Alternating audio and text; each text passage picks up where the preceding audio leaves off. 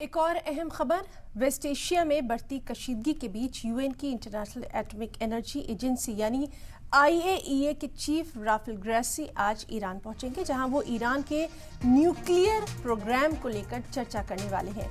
इससे पहले ग्रासी ने कहा था कि न्यूयॉर्क में उनकी ईरानी अफसरान के साथ बातचीत हुई थी, जिसके बाद एजेंसी के साथ ज़्यादा बेहतर तरीके से जुड़ने की ज़्यादा ज़रूरत महसूस हुई। ग्रासी ने यूएन जनरल असेंबली के दौरान ईरानी वज़ीर ख़ारजा अब्बास अराक़ची से बातचीत की, जो कि 2015 के न्यूक्लियर माहदे के अहम नुमाइंदों में शामिल थे।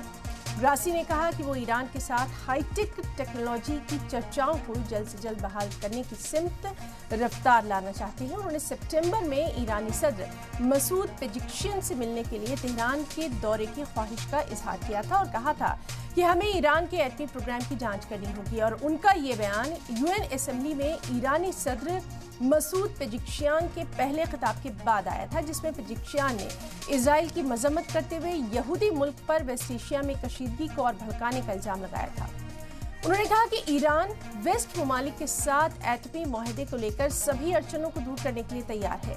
वाज़ेह है कि साल 2015 में ईरान और वेस्ट ममालिक के बीच एटमी माहदा तय पाया था, जिसके तहत ईरान को अपना यूरेनियम प्रोडक्शन मुत्तहिद करना था, लेकिन इसके 3 साल बाद अमेरिका इससे अलग हो गया, जिसकी वजह से ये माहदा टूट गया। ईरानी सदर के इस बयान के बाद ये सवाल उठे कि वेस्ट एशिया में कशीदगी के बीच ईरान इंटरनेशनल लेवल पर नर्म रुख इख्तियार कर क्या जाहिर करना चाहता है।